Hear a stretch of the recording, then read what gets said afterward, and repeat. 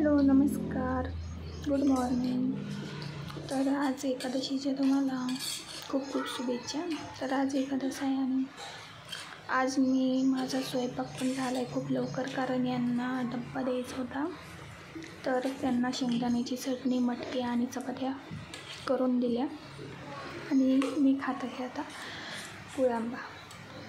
तर गुळांबा माझा खूप फेवरेट आहे आणि मी नाही केलेला, तो माझ्या जावेने केलेला आहे. तर खूप मस्त झाला आहे. तर तुम्हाला आवडतो का गुळांबा, मला नक्की सांगा. तर गुळांबा मी पण करणार आहे, पण सध्या कैऱ्या आणलेल्या नाहीत.